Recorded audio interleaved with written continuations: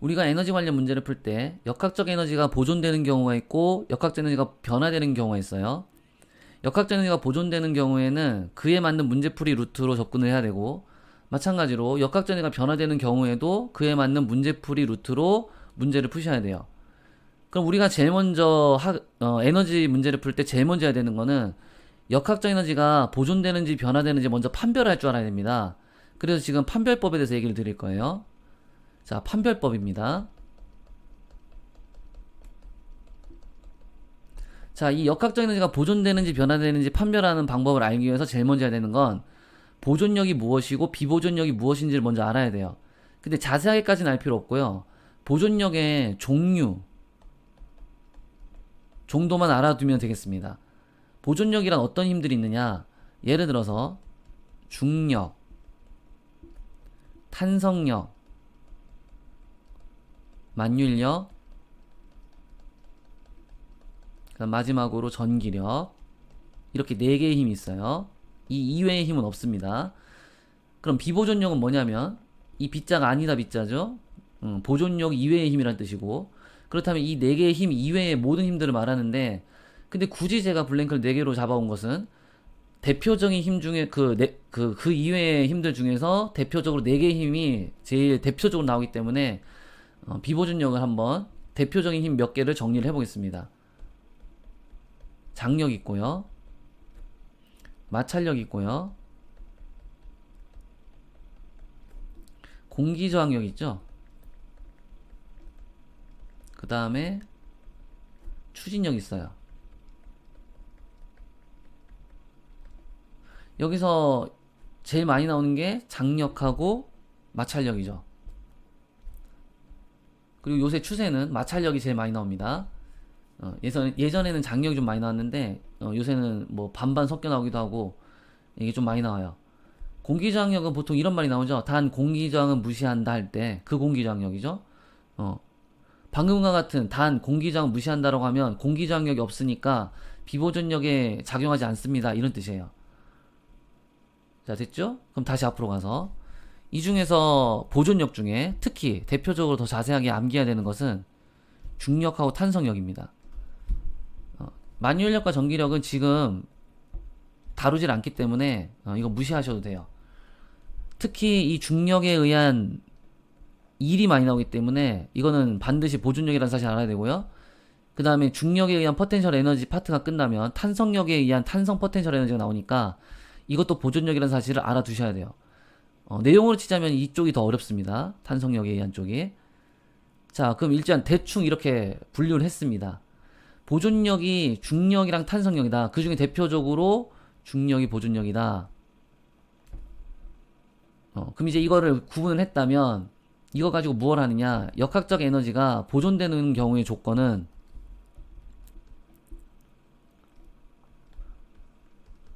보존력에 의한 일만 작용했을 시 역학적 에너지가 보존됩니다. 역학적 에너지가 변화되는 경우는 비보존력에 의한 일이 작용하면 역학적 에너지가 변화됩니다. 그러니까 이 얘기죠. 만약에 예를 들어서 중력에 의한 일이 작용하였다. 그러면 역학적 에너지가 보존돼요. 이것만 작용했다면. 그 다음에 뭐 이런 것도 있겠죠. 탄성력에 의한 일만 작용하면 역시 역학적 에너지는 보존됩니다. 이런 경우도 가능하죠. 중력에 의한 일과 탄성력에 의한 일이 이 두 개만 작용하였다 그러면 역학적 에너지가 보존됩니다. 자, 이런 겁니다. 그 다음에 비보존력에 의한 일이 예를 들어서 장력에 의한 일, 장력이 비보존력이니까 이것이 작용하면 역학적 에너지가 보존됩니다.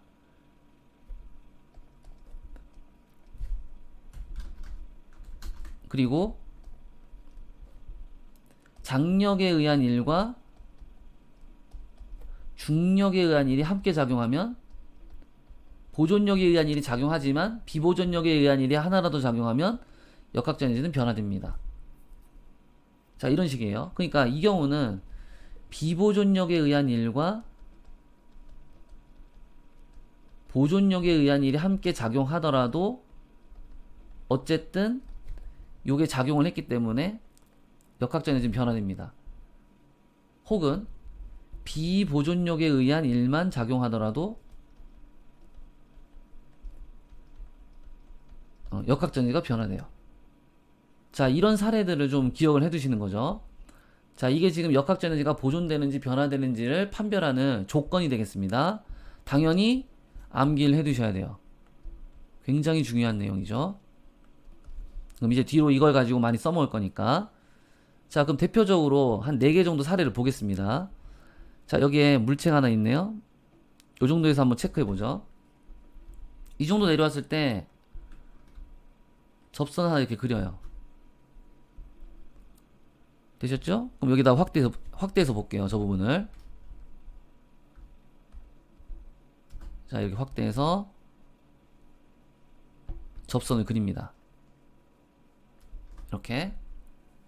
그러면 중력 있을 거예요. 그죠? 그리고 중력의 성분력 있을 거예요. 이쪽으로도 있겠죠.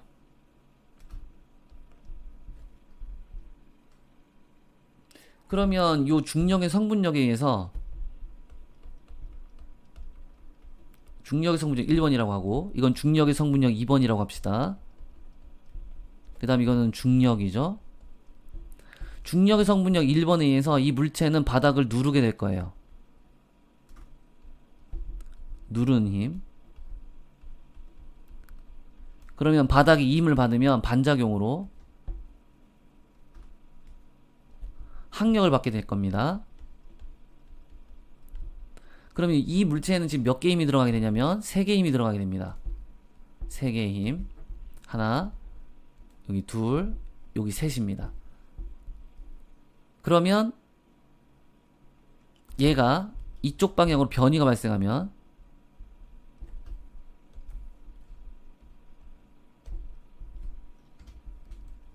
자, 이렇게 변이가 발생하면 중력의 성분력에 의한 일은 90도이기 때문에 일을 하지 않았습니다. 그 다음에 항력에 의한 일도 이 변이랑 90도 관계를 유지하고 있기 때문에, 그렇죠? 항력에 의한 일도 없습니다. 근데 요 중력의 성분력 2번이랑 요 변이랑은 나란한 방향이기 때문에 코사인 0도가 성립해서 일을 하게 된 거죠. 그러니까 일을 하게 된 힘은 요거예요. 중력의 성분력 2번. 근데 이 중력의 성분력 2번은 중력으로부터 파생된 힘이기 때문에 결과적으로는 중력에 의한 일을 하게 된 겁니다. 따라서 이 물체는 현재 중력에 의한 일만 작용하였다고 보는 거죠. 그렇죠? 이렇게 되면 역학적 에너지가 보존되는 경우죠. 근데 이게 요 순간만 그런 게 아니고요. 뭐 이런 데 내려왔을 때도, 그 다음에 심지어 뭐 예를 들어 롤러코스터처럼 이런 식으로 가더라도 언제 어느 순간에건 다 이 힘의 과정이 성립하면서 변이 방향과 그 다음에 그 사선에 대한, 경사에 대한 나란한 방향의 성분력하고 서로 일을 하게 되기 때문에 중력의 성분력과 나란하기 때문에 중력에 의한 일만 작용하는 경우가 되겠습니다. 그래서 롤러코스터의 경우는 모두 다 역학적 에너지가 어느 지점에서건 다 보존이 됩니다. 됐죠? 자, 그 다음에 두 번째 샘플입니다. 이 물체에는 중력이 작용해요. 근데 한편으로는 반대 방향으로 장력도 작용합니다. 자, 그럼 이 물체를 A라고 했을 때 A는 중력에 의한 일도 작용하고, 만약에 밑으로 간다가 위로 간다고 했을 때 중력에 의한 일도 작용하고 장력에 의한 일도 작용을 해요. 따라서 역학적 에너지가 변화됩니다. 왜냐하면 장력에 의한 일이 작용했기 때문에. 그쵸? 그럼 요 물체는 이거 B라고 했을 때 장력이 걸리죠? 이 장력에 의한 일 때문에 역시 역학적 에너지가 변화되는 경우예요. 알겠죠? 이렇게 부분적으로 A와 B를 따로따로 놓고 보면 역학적 에너지가 변화되는 경우다. 자, 그 다음 진자입니다. 진자 운동은 중력이 작용하죠.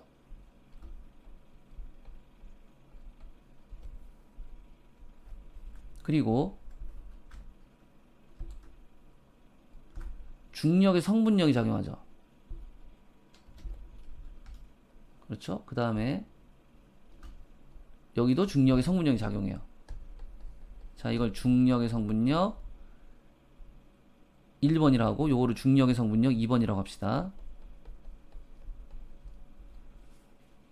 그러면 당연한 얘기인데 이 반대쪽으로 줄에 의한 장력도 작용해요. 제가 조금 약간 잘못 그렸는데,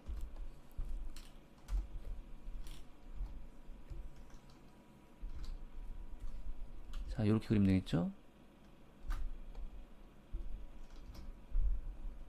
이렇게 장력도 작용합니다.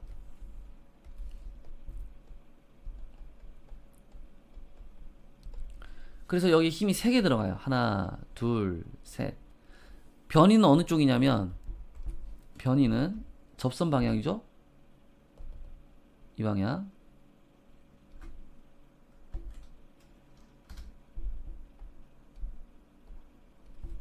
그러니까 이 경우는 장력에 의한 일이 변이하고 90도 관계라서 일을 하지 않습니다. 자, 이게 문제죠. 제가 아까 장력에 의한 일이 작용하면 역학적이가 변화된다 그랬는데, 지금 이 경우는 장력이 작용함에도 불구하고 장력에 의한 일이 0이어서 장력에 의한 일은 작용하지 않습니다. 따라서 역학적 에너지 변화를 일으키지 못해요. 중력의 성분력 1번도 90도기 때문에 이것도 일을 한 게 아닙니다. 근데 유일하게 중력의 성분력 2번은 변이랑 나란해요. 따라서 이 경우는 중력의 성분력, 즉 중력으로부터 파생된 힘이기 때문에 중력에 의한 일만 작용을 합니다. only. 따라서 이 경우는 역학적 에너지가 보존되는 경우예요. 아시겠죠? 자, 그리고 마지막 경우는 이게 수능에 나왔던 건데, 이게 속도를 가지고 잘 달리다가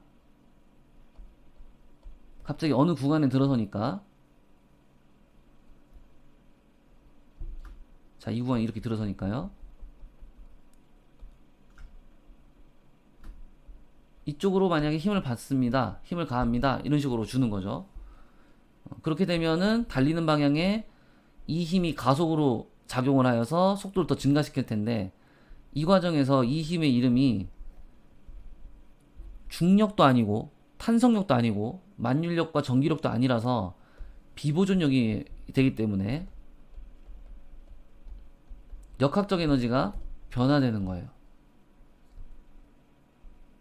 자, 이런 식으로 역학적 에너지가 보존되는지 변화되는지 이 상황들을 보면서 판별할 수 있으면 되겠습니다.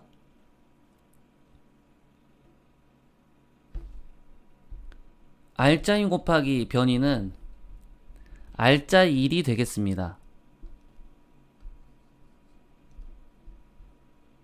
자, 여기까지. 그러면 이제 앞 시간에 배웠던 이 보존력에 의한 일은 에너지 변화량으로 치자면 중력에 의한 일이니까 포텐셜 에너지 변화량이 되겠습니다. 근데 중력에 의한 일과 포텐셜 에너지 변화량은 음의 관계죠. 그래서 여기다가 마이너스를 붙여주세요. 자, 그리고 비보존력에 의한 일은 무슨 에너지 변화량인지 배운 적이 없어요. 그래서 넘어갑니다. 물음표죠. 그 다음은 알짜 1에 의한 에너지 변화량을 체크해 보세요. 이거는 1 운동 에너지 정리에서 운동 에너지 변화량입니다. 그쵸? 알짜 1은 운동 에너지 변화를 일으키는 역할을 한다. 그러면 이 비보존력에 의한 일이 무슨 에너지 변화량인지 몰랐는데 이 블랭크가 답이 뭐가 나오냐면 포텐셜 에너지 변화량 음을 우변으로 넘기면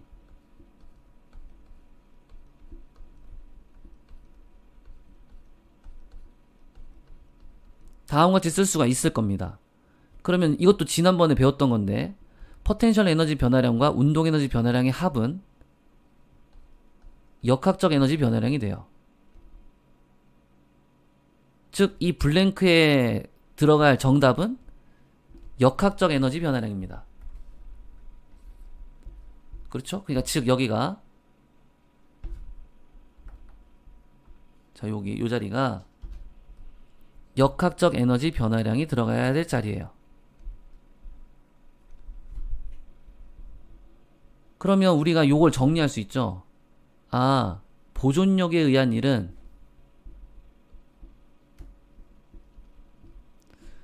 포텐셜 에너지 변화량의 음의 관계고 비보존력에 의한 일은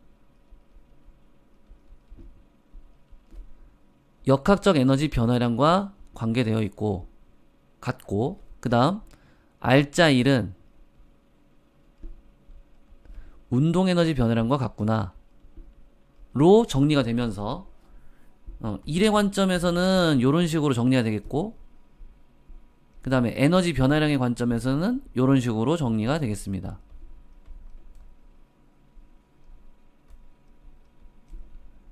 그래서 요 식 3개를 요 수식 3개 기억해 두셔야 됩니다. 반드시. 이게 시험에서 쓰이는 소스예요.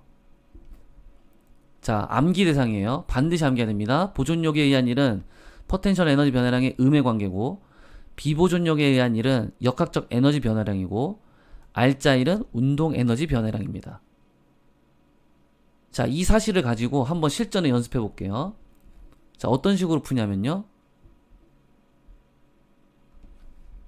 R자임을 먼저 체크해 주세요.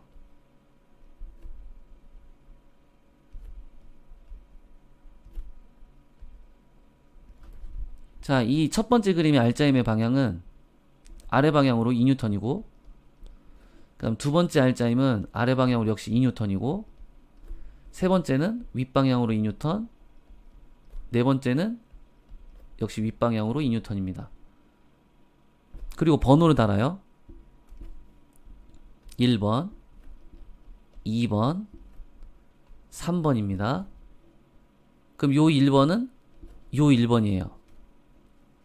그러면 이 힘의 이름은 중력인데 이 중력 10N과 요 변이 2m를 곱하면 중력에 의한 1이 될 겁니다. 즉 보존력에 의한 1이 되죠.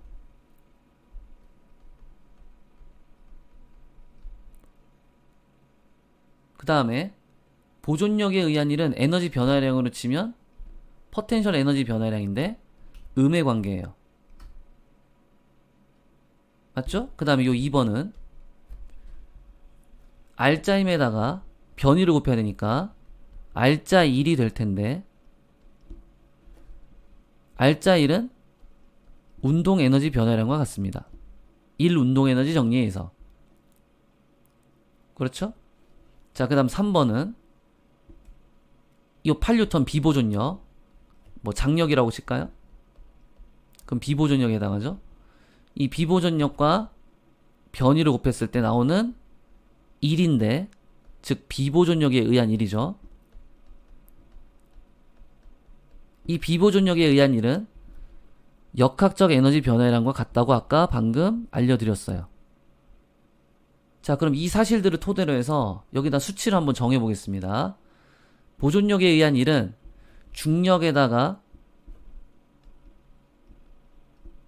변위를 곱한 거니까 20줄이 될 거예요. 근데 이게 중력에 의한 1은 지금 이 힘의 방향과 이 변위의 방향이 서로 반대 방향이기 때문에 음의 1이 되겠습니다.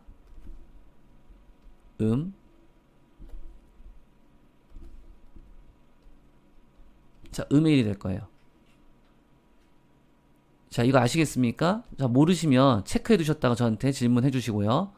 그 다음 포텐셜 에너지 변화량은 보존력에 의한 일과 크기는 같은데,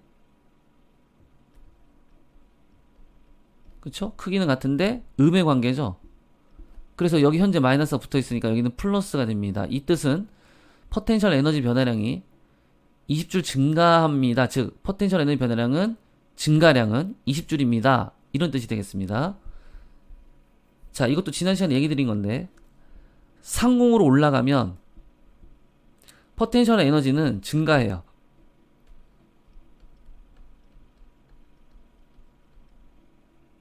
그게 반영된 거죠. 중력에 의한 음의 일은 포텐셜 에너지 증가량과 같습니다. 자, 이 부분이 아직 잘 이해가 안 되시면 다시 한번 앞에 보고 복습을 하셔야 되고요. 그래도 이해가 안 되시면 저한테 질문하셔야 됩니다. 자, 그 다음 알짜일이죠. 알짜일은 알짜임 곱하기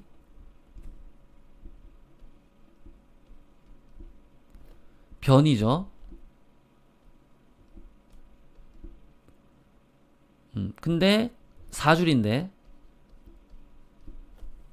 증가 감소를 따져보면, 그러니까 양의 1인지 음의 1인지 따져보면 힘하고 변이가 반대 방향이기 때문에 음의 1이에요. 그러면 운동 에너지 변화량은 얼마냐면 크기는 4줄로 동일하고 이 부호도 일치하죠. 이 경우는 음의 관계가 아니죠. 그래서 마이너스 4줄입니다. 즉 운동 에너지 변화량이 4줄 감소하였습니다. 이런 뜻이 되죠. 즉 그만큼 속도가 떨어졌다는 얘기예요. 자, 요렇게 정리해 주시면 되겠고요. 그 다음 세 번째, 비보존력에 의한 일은 8뉴턴 곱하기 2m니까 16줄이고 양의 1이냐 음의 1이냐 따져봤을 때 힘의 방향과 변이의 방향이 일치하기 때문에 양의 1입니다. 그러면 포텐셜 에너지 변화량은 역학적 에너지 변화량은 16줄이고 부호가 일치하기 때문에 증가량이에요. 즉 이런 식으로 힘과 변이가 일치하면 역학적 에너지 변화량은 증가량입니다. 알짜임처럼 알짜임하고 변이가 일치하지 않은 경우에는 감소량이에요. 포텐셜 에너지가 증가하는지 감소하는지는 올라가냐 내려가냐로 결정합니다. 지금은 올라가는 중이기 때문에 증가하는 거예요. 자, 이런 식으로 결정하면 되겠습니다. 그러면 요거랑 똑같은 방식으로 여기 옆에도 빨리 정해보겠습니다. 자, 우선 보존력에 의한 일, 번호를 달아드릴게요. 1번, 이거 2번, 이거 3번. 자, 보존력에 의한 일은 10 곱하기 2여서 20줄이에요. 우선 크기부터 쭉 써볼게요. 포텐셜 에너지 변화량도 당연히 20줄이에요. 운동의 알짜일은 2 곱하기 2여서 4줄이에요. 운동 에너지 변화량은 4줄이에요. 둘이 같아야 되죠? 그 다음 비보존력에 의한 일은 여기 8뉴턴하고 2m 곱하니까 16줄이에요. 역학적 에너지 변화량도 16줄이에요. 증가 감소를 따지자면 보존력에 의한 일은 양의 1이죠. 방향 일치하니까 양이고요. 그 다음 아래로 내려오기 때문에 감소량입니다. 뭐 음의 관계이기도 한데 내려오면 감소량이라 했으니까. 그 다음 알짜일은 알짜임하고 변이를 방향을 보니까 일치하네요. 증가량이군요. 그리고 운동에너지 변화량은 역시 증가량입니다. 이건 두 개 부호도 일치해요. 비보존력에 의한 일은 서로 힘의 방향과 변이의 방향이 반대이기 때문에 감소량이에요. 음의 일이죠. 그러면 역학적인 변화량도 감소량이에요. 알겠죠? 그럼 여기서 이제 두 번째 소스를 볼 텐데, 자, 포텐셜 에너지 변화량과 운동 에너지 변화량과 역학적 에너지 변화량을 보십시오. 우리가 일반적으로 알고 있는 식은 포텐셜 에너지 변화량이 운동 에너지 변화량과 합을 하면 역학적 에너지 변화량이 나온다라고 알고 있습니다. 즉 이거 두 개를 더해서 결과를 내면 이게 나와야 돼요. 네, 일치하죠? 이런 걸 봐도 이 논법이 맞다는 거를 우리가 어느 정도 파악을 할 수가 있겠습니다. 자, 그럼 빨리빨리 해보죠. 여기 1번, 여기 2번, 여기 3번이라고 하면 보존력에 의한 일은 8이 16이죠. 포텐셜도 당연히 16줄이고요. 그 다음에 알짜 1은 이 2는 4줄입니다. 운동에너지 변화량도 4줄일 거예요. 비보존력에 의한 1은 20줄이에요. 크기는 같겠죠. 자, 이제 증가감소 따져보죠. 보존력에 의한 1은 서로 방향이 반대이기 때문에 음의 1이에요. 포텐셜 에너지 변화량은 올라가고 있으니까 증가량이에요. 그 다음에 알짜 1은 서로 방향이 일치하기 때문에 양의 1이에요. 그 다음 운동에너지 변화량은 부호 같습니다. 증가량입니다. 그 다음 비보존력에 의한 1도 서로 방향이 일치하기 때문에 양의 1이고, 그 다음에 역학적인 변화량도 증가량이에요. 그렇죠? 이렇게 정하면 되겠습니다. 다음 마지막. 자, 여기 1번, 2번, 3번이라고 정하면 보존력에 의한 1은 8이 16이에요. 역학적 에너지 변화량도 16이에요. 이거 두 개 곱하면 돼요. 그 다음에 알짜 1은 2 곱하기 2는 4줄이에요. 같습니다. 비보존력에 의한 1은 20 곱하기 2여서 20줄이에요. 같아요. 방향 정하죠. 보존력에 의한 1은 양의 1이죠. 방향 일치하기 때문에. 그럼 내려온다는 얘기죠. 감소량이에요. 그 다음 알짜 1은 방향이 서로 반대죠. 감소량. 음의 1이죠. 그 다음에 운동에너지 변화량도 부호가 일치하니까 감소량이에요. 비보존력에 의한 1은 음의 1이고요. 부호가 일치하니까 역학적인 변화량 감소량입니다. 자, 이렇게 정해주면 되겠고, 여러분들은 이 지금 방금 블랭크 처리되어 있던 이 부분, 이 부분의 크기를 익숙해질 때까지 이 숫자를 정하고, 그 다음에 저 부호, 증가량, 감소량, 뭐 혹은 양의 1, 음의 1 이런 걸 정하는 게 익숙해질 때까지 여기를 이렇게 블랭크로 처리하셔서 몇 번이고 지웠다 썼다를 반복하면서 방금 이 수치 데이터들을 다 집어넣을 수 있는 게 낯설지 않을 때까지 할 수 있게 만들어 주셔야 돼요. 그러면 이제 이게 어느 정도 익숙해질 것이고, 그럼 이걸 기본으로 해서 다음 거를 할 수 있는 발판이 마련되게 됩니다. 자, 여기까지입니다.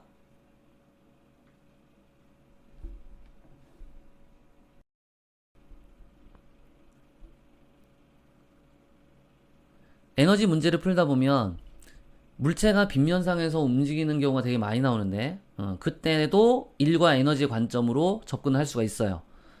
자, 그래서 그걸 한번 좀 정리를 해드릴게요. 자, 우선 좀 쉬운 상황인데, 여기요 20N이 작용합니다. 자, 만약에 얘가 이쪽까지 2m만큼 올라갔다고 칩시다. 뭐 이럴 수 있죠. 그래서 요 높이까지 같이 똑같은 높이만큼 올라가는 거예요. 자, 이런 경우가 하나 있고, 그 다음에 이 물체를 이쪽으로 쏘아 올려요. 던져 올리는 거죠. 그러면 뭐 이런 정도에 가 있을 거예요. 예를 들어 이렇게, 그죠? 그러면 여기 왔을 때 얘의 중력의 성분력을 체크하겠습니다. 20N이죠? 그러면 여기 중력의 성분력이 이렇게 나타날 거예요.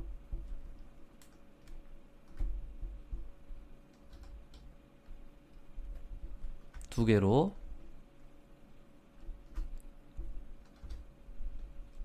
자, 이렇게 나타날 겁니다. 여기서는 요건 관심이 없습니다.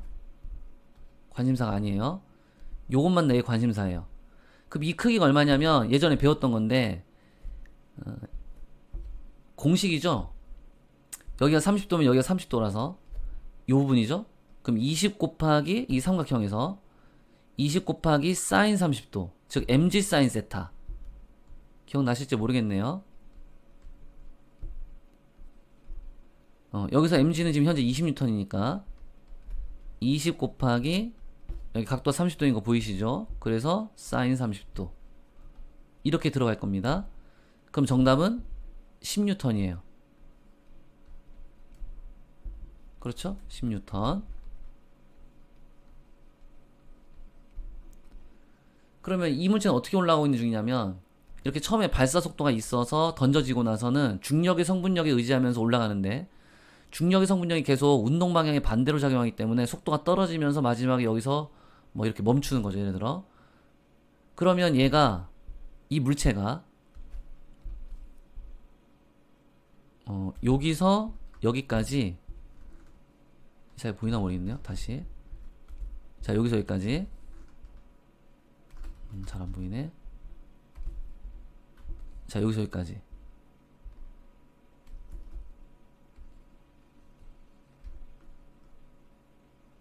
이동하는 상황을 생각합니다. 자, 이 핑크색으로 움직인 변이죠, 이게. 이 빗면에서 움직임을 변이라고 하겠습니다. 그쵸? 그러면 이거를 이제 수식으로 한번 정리를 해볼게요. 우선 요 첫 번째 거. 20N 곱하기 2를 하게 되면 힘에다가 변이를 곱했으니까 40줄이 나올 거고요. 1의 크기죠. 중력에 의한 음의 1이 되겠습니다. 즉 이 얘기는 포텐셜 에너지 변화량이란 뜻이죠. 포텐셜 에너지가 40줄 증가했습니다라는 뜻이에요. 그렇죠? 근데 여기서 요 S의 크기가 얼마냐면 요 높이가 2m이기 때문에 이거랑 같죠? 여기는 30도, 각도 30도이기 때문에 여기는 4m가 될 거예요. 그럼 이 경우에는 요 두 개의 힘을 곱해 봅시다. 이거 두 개. 그러니까 10N의 중력의 성분력의 그 힘의 방향과 나란한 방향으로 나란하게요. 나란한 방향인데 단 방향은 반대긴 하지만 나란한 변이에 대해서 곱하면 즉 10에다가 4를 곱하면 40줄이 나올 건데 지금 이 둘이 수치가 동일합니다. 그러니까 약간 추정을 해볼 수 있죠. 이것도 포텐셜 에너지 변화량일 거라고. 그러니까 얘는 중력이고요. 얘는 높이 변이죠. 높이. 20N은 중력의 성분력이고요. 요 4m는 빗면 이동거리죠. 빗면의 변이.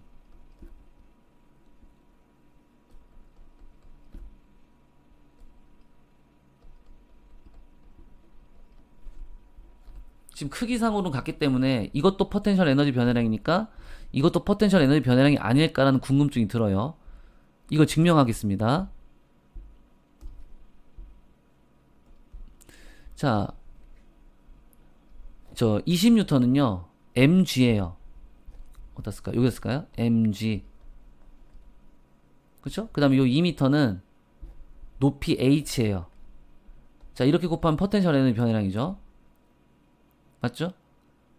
그 다음에 요 중력의 성분력은 mg 사인 세타예요. 그 다음에 요 4m는 s입니다. 그쵸? 근데 여기서 s와 h의 관계가 어떻게 되냐면 s에다가 사인 세타를 곱하면 h가 나올 거예요. 그쵸? 그럼 이 h는 이거죠? 바꿀 수가 있어요. mg에다가 h 대신에 s 사인 세타로 바꿔서 넣을 수가 있죠. 그쵸? 그러면 최종 결과 이 크기와 이 크기는 mg s 사인 세타와 mg s 사인 세타로 동일합니다. 그 얘긴즉슨 포텐셜 에너지 변화량으로부터 파생된 요 식이 이거와 동일하다는 얘기는 결국 같다는 얘기죠. 즉 포텐셜 에너지 변화량과 이쪽에서 이렇게 계산한 10N에다 4m를 곱한 이것도 포텐셜 에너지 변화량이라고 할 수가 있겠습니다. 자, 실전에 써먹어 봅시다. 바로 중력의 성분력이 4N이에요.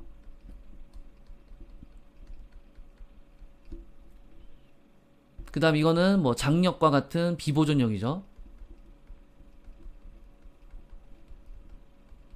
뭐 예를 들어 장력. 그러면 이 10N과 4N에 의해서 R자 힘이 발생할 거고요. 이 방향으로. 크기는 6N이죠. 자, 이 힘의 이름은 R자 힘입니다. 그럼 번호를 달아드리겠습니다. 1번, 2번, 3번, 1번, 4 곱하기 2m 하는 거죠.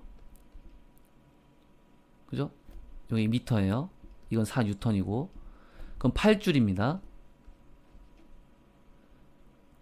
그죠? 근데 이게 아까 뭐라고 했냐면 중력의 성분력에 의한 1. 그죠? 중력의 성분력에 의한 1인데 이것이 빗면에 의한 빗면상에서의 포텐셜 에너지 변화량과 똑같다. 그렇기 때문에 지금 올라가는 중이니까 하늘로 여기다 증가량 이렇게 붙이죠. 의미는 포텐셜 에너지 변화량입니다. 그 다음에 2번 힘은 6N 곱하기 역시 2m. 그럼 12줄이죠.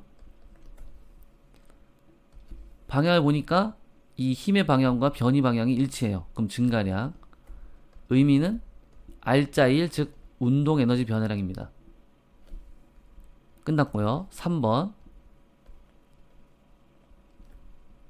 비보존력에 의한 일은 이거죠. 10 곱하기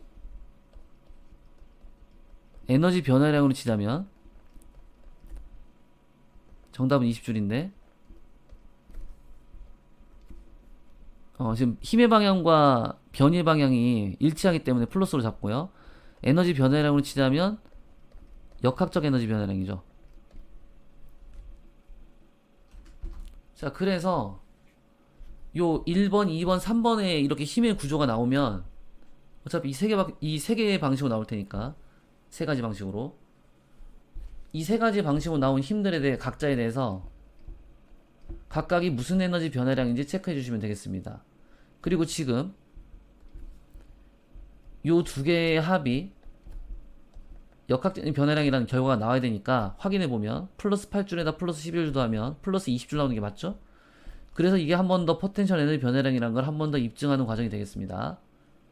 자, 그러니까 이제 포텐셜을 어떻게 구해야 되냐면 빗면상의 중력의 성분력과 빗면상으로 올라가는 변이를 곱해도 뭐 혹은 내려오는 변이를 곱해도 어쨌든 이 두 개가 나란한 변이 벡터와 힘의 벡터가 나란한 상태를 곱해도 포텐셜 에너지 변화량이라고 할 수가 있다. 이 내용까지 정리를 해주면 되겠습니다. 그래서 여기까지 배운 소스를 가지고 이제 실전으로 문제를 푸는 시간을 갖도록 하는 거죠. 자, 요건 여기까지요.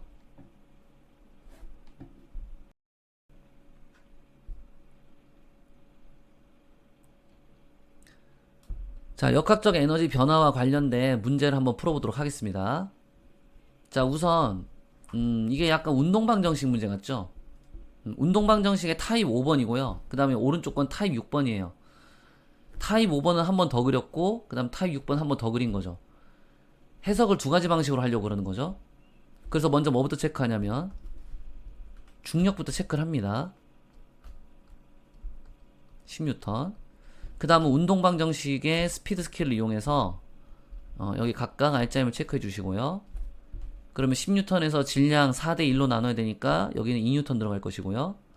여긴 8N 들어가겠죠. 그 다음에 장력은 여기가 8N입니다. 그 다음에 여기도 장력이 8N이에요. 이렇게 되겠죠. 그렇죠? 자, 그리고 나서 여기다가 번호를 붙여요. 여기다 1번. 그 다음에 여기가 2번. 여기 3번. 4번. 5번이라고 합시다.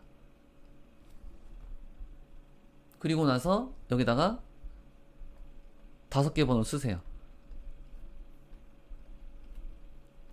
자, 5개를 쓰고요. 이제 체크를 합시다. 자, 1번은 10N의 힘으로 변이가 없네요. 변이를 제가 임의로요. 아래 방향으로 2m 간다고 하겠습니다. 그럼 10N에다가 2를 곱해야 되니까 20줄이 되겠죠. 그렇죠? 그 다음에 자, 이 1번은 중력에 의한 일이기 때문에 포텐셜 에너지 변화량이랑 관련 있죠. 포텐셜 에너지 변화량. 그 다음에 내려가기 때문에 감소량이에요. 감소량. 그쵸? 그 다음에 끝났어요. 이번엔 2번입니다. 요거 알짜임에다가 변이를 곱해요. 그럼 4줄이 나올 거고, 이게 운동 에너지 변화량이죠. 에너지 변화량을 치면. 그 다음에 방향 일치하니까 증가량이에요. 그 다음 3번 8 곱하기 2에서 16줄이죠.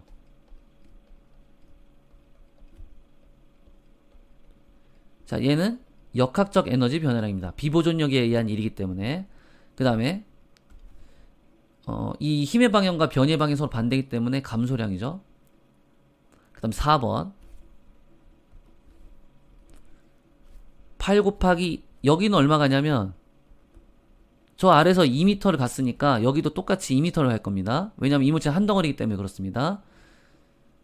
자, 이렇게 타입 5번 같은 유형의 운동방정식 문제가 나왔을 때, 즉 한 덩어리 문제가 나왔을 때, 이 A하고 B가 동일한 물리량이 있는데, 여러분 잘 아다시피 가속도가 동일해요. 그죠? 동일한 물리량.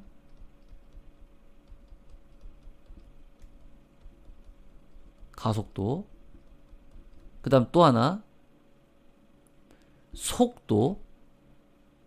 그죠? 이 둘은 한 덩어리로 움직이니까 그 간격을 유지하기 때문에 서로 동일 속도입니다. 그 다음 속도의 변화도 같겠죠?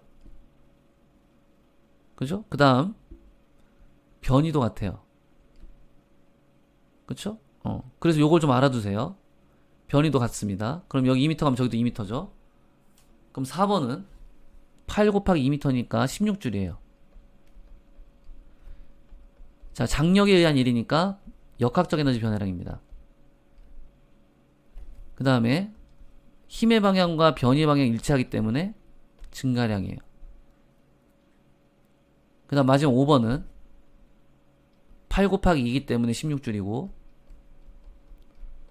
알짜임이기 때문에 운동 에너지 변화량이고, 그 다음에 증가 감소를 따졌을 때는 방향이 일치하니까 증가량이에요. 자, 이렇게 쓰여질 겁니다. 근데 이렇게 쓰면 안 되고 끝난 게 아니고요. 여기 모두 물체에 첨자를 다 붙여야 돼요. 1번은 B에서 벌어진 일이거든요. 그 다음에 2번도 B에서 일어난 거, 3번도 B에서 일어난 거예요. 그래서 여기 위첨자에다가 B를 붙여주세요. 그 다음 4번은 A에서 벌어졌죠? 그리고 여기다가 A. 5번도 A에서 일어났습니다. 자, 이렇게까지 하면 끝난 거예요. 그러니까 이 방식은 각 힘에 대해서 다 번호를 달아서 각각의 힘에 대한 모든 에너지 변화량이 어떤 식으로 변화되는지를 전부 다 따로따로 분석한 겁니다. 따로 분석. 자, 이렇게 푸는 방식 필요합니다. 아주 중요한 방식이죠. 꼭 알아두셔야 되는 거예요. 알겠죠? 자, 이 상태로 끝내고요. 우선 그 다음 이번에는요, 두 번째 해석으로 해볼게요. 같은 문제인데. 자, 우선은 힘 표시 빨리빨리 하시고,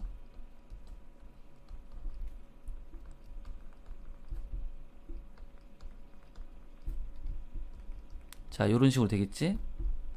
아까 위에 거 그냥 카피하면 되니까. 자, 이렇게 한 다음에 여기서는 이걸 씁니다. 일반론을.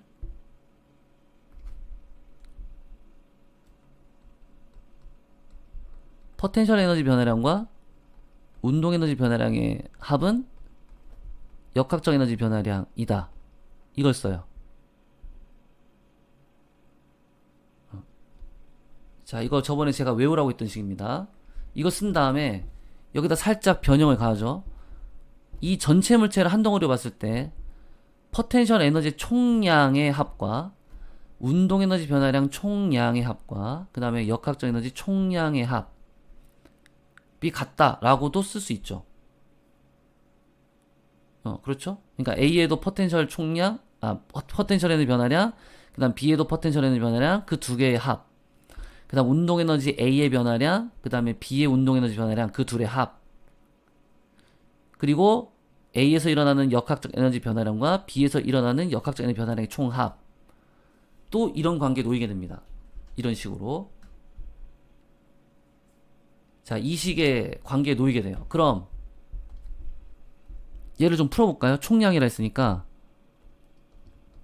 포텐셜 에너지 변화량 A와 포텐셜 에너지 변화량 B로 나눕니다. 포텐셜을.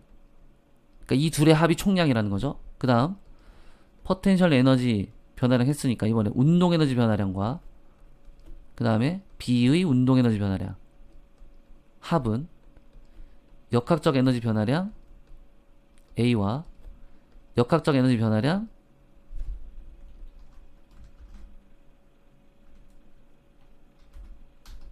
자, 여기서 잠시만 이동할게요. 이렇게 하고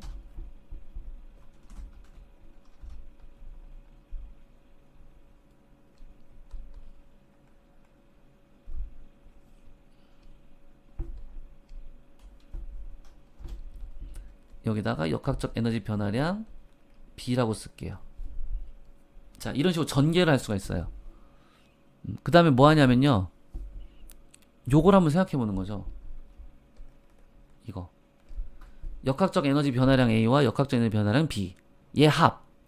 아까 이걸 계산했거든요, 위에서. A에서 역학적 에너지 변화량은 요거 8뉴턴 곱하기 여기 진행한 거리 2m. 그러니까 16줄이죠. 근데 이거는 방향이 일치하니까 증가량이죠. 그 다음 역학적 에너지 변화량 B는 요거 곱하기 2m죠. 그죠? 그래서 여기는 마이너스 16줄이에요. 반대 방향이니까. 그죠? 그러면 이거 중에 더하면 얼마입니까? 0이죠? 그래서 이거 전체 총량은 0이 돼요. 그러니까 이런 소리이기도 합니다. 4kg짜리 물체랑 1kg짜리 물체를 한 덩어리로 취급하세요. 그럼 여기에 중력이 하나 작용해요. 이 물체 전체로 봤을 때 중력 외에 다른 힘이 없죠, 그죠? 이걸 전체로 봤을 때 이 전체 물체에 대한 외력으로서 그럼 이게 알자 힘으로 그대로 작용하겠죠, 얘한테? 전체 한 덩어리 취급했을 때. 그럼 여기는 중력에 의한 일만 작용한 거예요. 즉 보존력에 의한 일만 작용한 거죠. 그러면 보존력에 의한 일만 작용했을 때 역학적 에너지가 보존되죠. 즉 역학적 에너지 변화량이 0이죠. 이건 총량으로 다른 거기 때문에 이건 총량 역학적 에너지 변화량이에요. 그죠? 그게 이거죠. 그래서 이게 0입니다. 알았죠? 즉 이게 보존된다는 소리예요.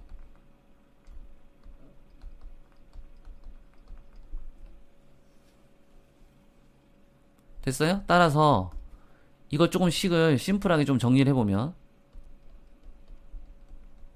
포텐셜 A의 포텐셜 에너지 변화량과 그 다음에 B의 포텐셜 에너지 변화량 그 다음 A의 운동 에너지 변화량 B의 운동 에너지 변화량의 합은 0이다. 이런 식이 나올 겁니다. 그쵸? 그럼 이제 어떻게 하냐면 제가 하라는 대로 해야 돼요. 여기를 블랭크를 쳐요.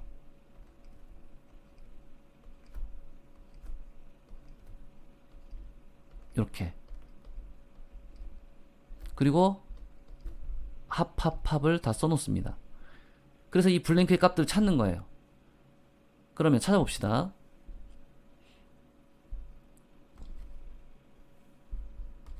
여기 첫 번째는요, 포텐셜 에너지 변화량 A인데, 포텐셜 에너지 변화량은 없어요. 왜냐면 높이 변화가 없기 때문에. 빵이죠. 포텐셜 에너지 변화량 B는요, 10 곱하기 2여서 20줄인데, 그죠? 이거랑 이거. 20줄인데, 밑으로 내려가니까 감소량 마이너스를 붙여야 돼요. 이거 안 붙이면 이제 연산이 틀려집니다. 그러니까 계산해야 됩니다. 그 다음에 운동에너지 변화량 A는 요거랑 이걸 곱한 거니까 16줄이고, 방향 일치하니까 증가량이에요. 그 다음에 운동에너지 변화량 B는 2 곱하기 2여서 4줄인데 방향 일치하니까 플러스 4줄이에요. 자, 이렇게 해서 블랭크를 다 채웁니다. 그럼 채웠더니 어떤 일이 벌어졌냐면 연산을 해보니까 전부 이게 다 합치니까 0이 나오더라 이겁니다. 그죠? 이거 두 개 더한 게 20줄이잖아요. 그럼 여기 마이너스 20줄라고 계산하면 0이 나오죠. 성립하네요. 그쵸? 그럼 이렇게 계산이 나오면 이제 여러분들은 뭐 하냐면 다음과 같이 할 수 있죠. 여기 동그라미. 처음 운동에너지는 얼마냐면 처음에 이거를 만약에 가만히 놨다 라고 정해봅시다. 조건을 가만히 놓음. 자, 이랬다고 하면 처음 속도가 0이란 뜻이죠. 그럼 운동에너지도 처음 초기 운동에너지는 0이에요. 근데 거기서 2m만큼 이동했더니 4줄만큼 운동에너지가 증가했습니다 라는 소리죠. 그죠? 그럼 여기가 4줄만큼 증가했으므로 나중 에너지는 4줄이 됩니다. 그러면 요거를 2분의 1 m, 자 여기서 m은 b이기 때문에 질량 1 곱하기 그 다음에 속도 b의 제곱, 운동에너지는 4줄입니다 이렇게 쓸 수 있죠. 따라서 VB는 2루트 2가 되겠습니다. 와 같은 방식의 풀이 과정을 거칠 수가 있겠습니다. 이게 첫 번째 소스예요. 알겠죠? 첫 번째 소스. 요 식으로 푸는 방법 중에서 첫 번째 소스. 됐나요? 자, 근데 이거를 이렇게 풀 수도 있어요. 다시 한번 떼보겠습니다. 포텐셜 에너지 변화량 A와 포텐셜 에너지 변화량 B, 그 다음에 운동 에너지 변화량 A와 그 다음 운동 에너지 변화량 B 의 합이 0입니다. 여기서부터 시작해보죠. 그럼 블랭크를 칠 거예요. 밑에다가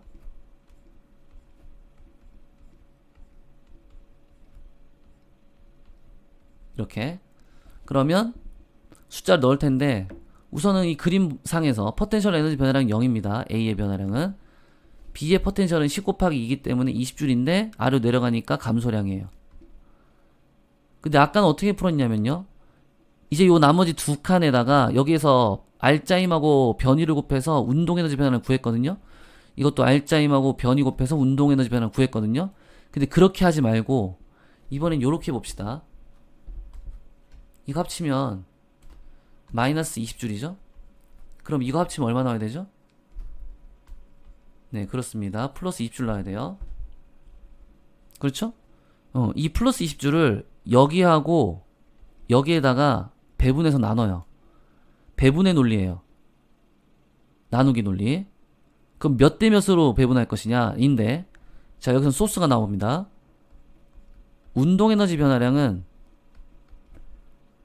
1 운동에너지 정리해서 알짜 1입니다.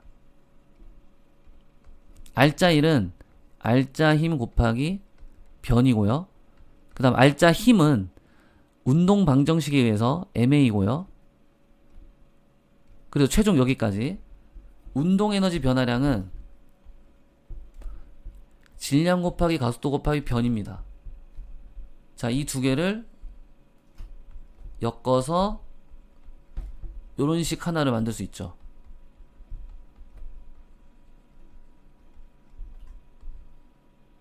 이렇게. 그쵸? 우리가 지금 비교하려는 대상은 A와 B거든요. 그러면 A의 운동에너지 변화량과 B의 운동에너지 변화량을 비교하겠다는 겁니다. 근데 제가 아까 말씀드린 대로 가속도와 변이가 동일하거든요. 그죠? 그러니까 이 두 개가 동일하기 때문에, 자, 이게 동일값이죠. 그러므로 여기가 통제되어 있는 거죠. 요 가속도랑 요 변이가.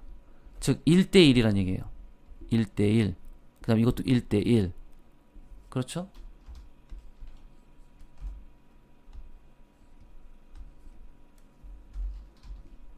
(1대1) 그러면 결국 뭔 소리냐면 질량비랑 운동 에너지 변화량이랑 서로 비례관계란 소리죠. 그쵸? 그래서 질량이 A는 4고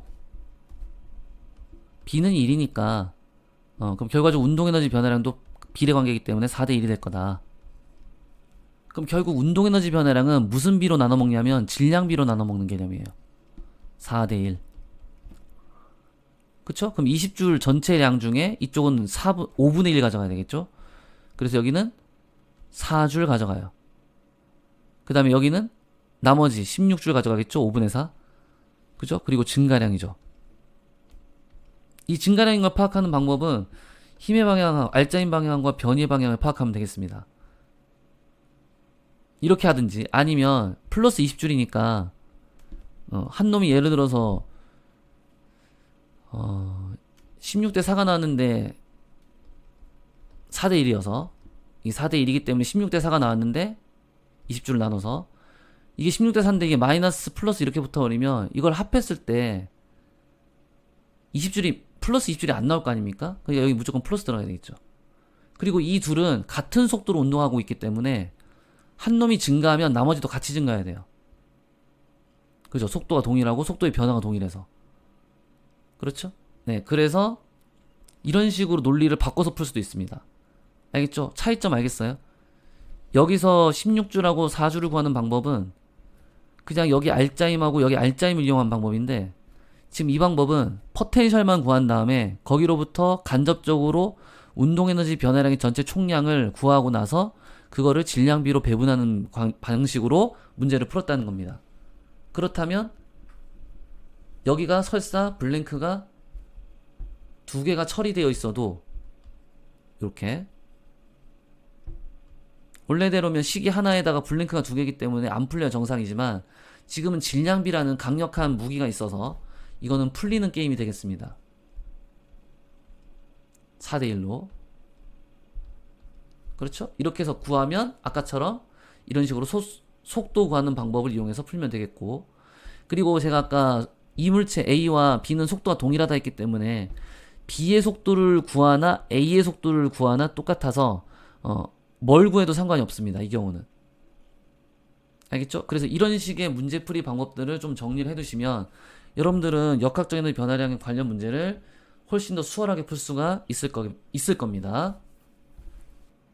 자, 이번에는 타입 6번에 관련된 문제를 한번 바꿔서 풀어보겠습니다. 근데 원칙은 똑같습니다.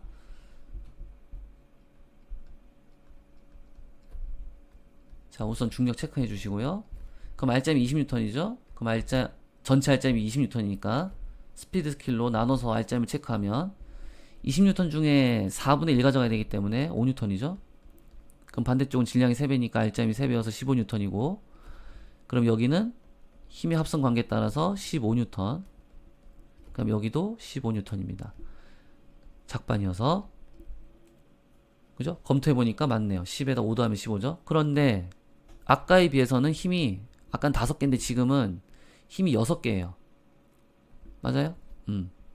힘이 하나, 둘, 셋, 요거 넷, 이거 5, 이거 6입니다. 그쵸? 그럼 여기는 종류를 몇 개 써야 되냐면 6개 써야 되죠.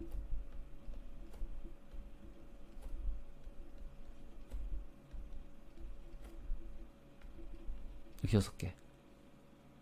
그렇죠? 그리고 크기를 계산하면 1번부터 변이도 넣어야겠군요. 변이를 이 방향으로 2m 내려갔다고 합시다. 그럼 여기 올라가겠죠? 그리고 이건 다 처음에 가만히 놓여있는 상태였어요. 처음 속도가 0이었다는 뜻이죠. 그럼 이제 계산해 볼게요. 1번은 60줄이에요. 그 다음 2번은 30줄이에요. 그 다음 3번은 30줄, 4번은 30줄, 5번은 10줄, 6번은 20줄이에요. 자, 각각 무슨 에너지 변화량이냐면 포텐셜 에너지 변화량 A입니다. 2번은 운동 에너지 변화량 A예요. 3번은 역학적 에너지 변화량 A예요. 4번은 역학적 에너지 변화량 B입니다. 5번은 운동 에너지 변화량 B예요. 6번은 포텐셜 에너지 변화량 B입니다. 자, 이렇게 6개 나와요. 이제 증가감소 따져볼게요. 1번은 내려가기 때문에 포텐셜 에너지 변화량인데 내려가니까 마이너스고, 그 다음 2번은 힘의 방향과 변이 방향이 일치하니까 운동 에너지 변화량 증가량입니다. 그 다음 3번은 역학적 에너지 변화량 감소죠. 감소량. 방향이 불일치하죠.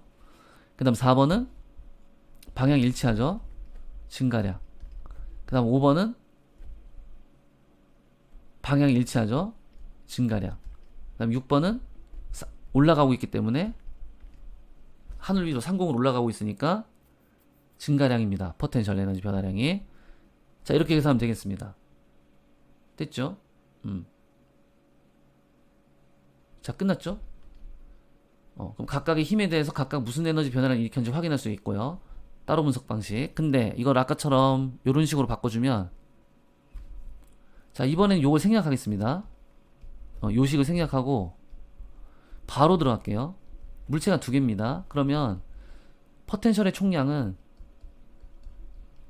포텐셜 에너지 변화량 A와 포텐셜 에너지 변화량 B를 쓰고요. 그 다음 운동 에너지 변화량 총량은 운동 에너지 변화량 A와 운동 에너지 변화량 B를 쓰면 되고요. 그러면 역학적인 변화량의 총량은 아까도 봐서 알겠지만 여기 3번하고 4번에서 역학적인 변화량과 역학적인 변화량이 총량을 합치면 0이 나옵니다. 그죠? 0. 그러니까 이 경우도 0이기 때문에 여기다가 0이라고 써요. 자, 그 다음은 블랭크 넣어요.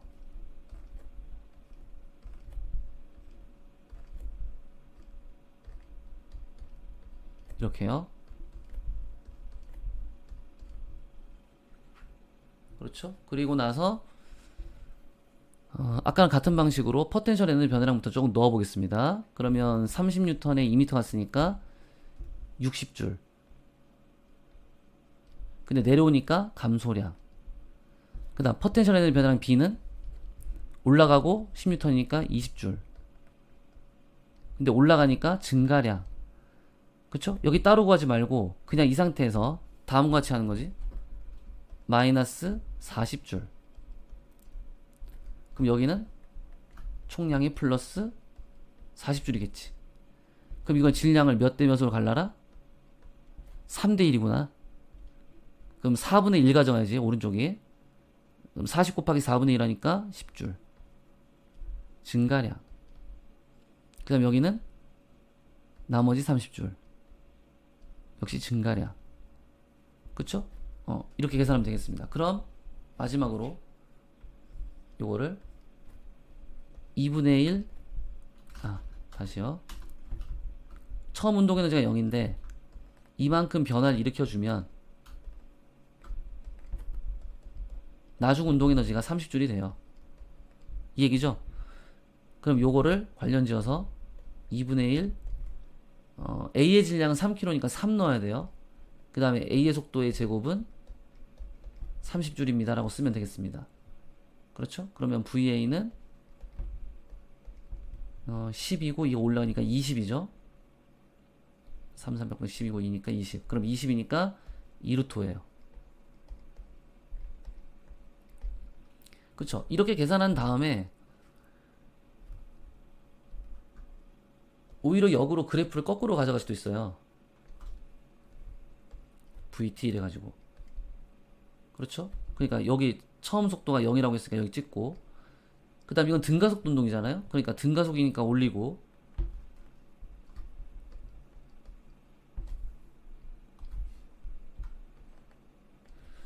이렇게 드르륵 치겠지. 그랬더니 여기가 2루트 5에, 그죠? 이걸 구한 거죠. 이걸 통해서. 맞아요? 그래서 2루트 5 구했으니까 이동거리가 2m잖아요? 여기 가속도는 R자임을 구했으니까 5라고 할 수 있습니다. 5인 걸 알 수 있고, 그럼 여기 T 넣을 거예요, 이렇게. 그럼 이 T 구하는 건 금방이죠. 5에다 T 곱하면 2루트 5 나오게. 이렇게 나오도록. 그러므로 T는 5분의 2루트 5다. 걸린 시간을 빨리 구할 수 있습니다. 자, 이렇게 푸는 겁니다.